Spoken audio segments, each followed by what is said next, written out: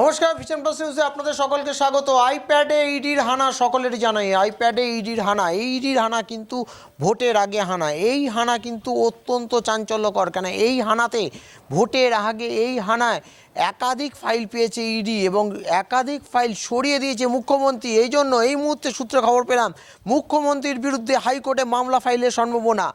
আগামীকালই হতে পারে শুনানি। হাইকোর্টে মুখ্যমন্ত্রীর বিরুদ্ধে মামলা ফাইল করছে ইডি। ইমিডিয়েট পদ্ধতিতে যে ইডির তদন্তে যে বাধা এবং ফাইল সরিয়ে দেওয়া, হার্ড ডিস্ক সরিয়ে দেওয়া থেকে শুরু করে ল্যাপটপ সরিয়ে দেওয়া, একাধিক ফাইল গভর্নমেন্ট অফ ইন্ডিয়ার গাড়ি করে যেভাবে নিয়ে গেছে মুখ্যমন্ত্রী, এই জন্য মুখ্যমন্ত্রীকে তদন্তে বাধা দেওয়ার পরিপ্রেক্ষিতে ইডির তরফ থেকে মুখ্যমন্ত্রীর বিরুদ্ধে হাইকোর্টে মামলা ফাইল করতে পারে এবং আগামীকালই হতে পারে তার শুনানি।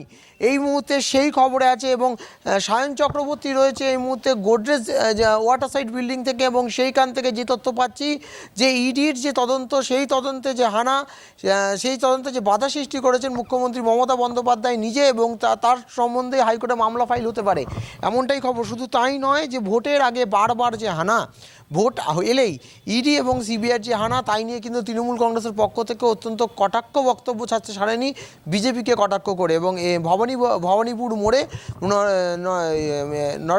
নরেন্দ্র মোদী এবং অমিত শাহের মরদেহ তৈরি করে ভবানীপুর থানার সামনে জ্বালানো হয়েছে। পুলিশ এক ফোঁটা ইন্টারফেয়ার করেনি ওখানে, এবং রাস্তার মাঝখানে অমিত শাহের একটি খড়ে গাজা একটা বডি তৈরি করে মরার খাটে শুয়ে জ্বালানো হয়েছে। কেন না, ইডি হানা দিয়েছে আইপ্যাডের অফিসে। আইপ্যাডটা কি? আইপ্যাড একটা সংস্থা যেখানে তৃণমূল কংগ্রেসের ভোট পরিচালনা করে, এবং তৃণমূল কংগ্রেস দল কিভাবে পরিচালনা হবে তা আইপ্যাডের মাধ্যমেই পরিচালনা হয়। এবং বলতে পারেন যে তৃণমূল কংগ্রেসের অথরাইজ ইলেকশন পরিচালনা করার অফিস। এবং বিকালের আপডেটে আমরা এটুকুই আপনাদের দিতে পারি যে আইপ্যাডে যে হানা, তা কিন্তু মোটামুটি তৃণমূল ভবনে হানার বয়স বলা যায়, কারণ তৃণমূল কংগ্রেসের এমনই একটি অফিস আইপ্যাড, এবং সেইখানে যে হানা এবং সেই হানায় যে বাধা সৃষ্টি করেছে মুখ্যমন্ত্রী এবং তার বিরুদ্ধে হাইকোর্টে মামলা করার যে কথা শোনা যাচ্ছে সূত্রে, তা কিন্তু একদম চাঞ্চল্যকর। ভোটের আগে এরকম ঘটনা, এই ঘটনা কিন্তু মানুষের মনে দানা থেকে শুরু করে এই দানা কিন্তু পড়বে রাজনৈতিক মহলে, এবং এর দানার ফলে আজকে বিকাল থেকে বিভিন্ন জায়গায় তৃণমূল কংগ্রেসের পক্ষ থেকে মিছিল, পথ অবরোধ এবং সভা করার কথা বলেছেন কুণাল ঘোষ। এই সম্বন্ধে ঠিক কী বলেছেন শুনুন আপনারা। আচ্ছা, আপনি আজকে যে 4টের সময় যে ব্লকে যে প্রতিবাদ, সেটা একটু বলুন। না, আজকে তো সর্বত্রই যেভাবে ইডির তল্লাশিকে মুখোশ, এটা তো মুখোশ, এর পেছনে রয়েছে বিজেপির রাজনৈতিক প্রতিহিংসাপরায়ণ মরিয়া আক্রমণ।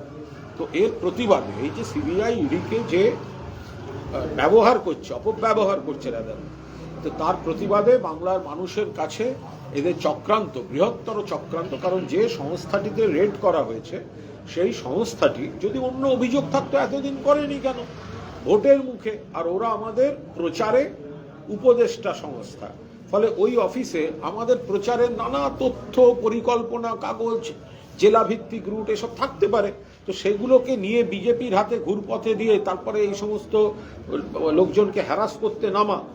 তো এই অপব্যবহারের প্রতিবাদে আজ বিকেল থেকে সর্বত্র তৃণমূল কংগ্রেস মমতা বন্দ্যোপাধ্যায়ের নেতৃত্বে, অভিষেক বন্দ্যোপাধ্যায়ের সেনাপতিত্বে, সুব্রত বক্সির সভাপতিত্বে একটা প্রত্যেক এলাকায়, প্রত্যেক ব্লকে, প্রত্যেক ওয়ার্ডে প্রতিবাদ সভা বা প্রতিবাদ কর্মসূচি, কোথাও মিছিল বা ইত্যাদি দলের নেতৃত্বে এবং মাননীয় মুখ্যমন্ত্রীর নির্দেশ অনুযায়ী সর্বত্র এই প্রতিবাদ সংগঠিত হচ্ছে।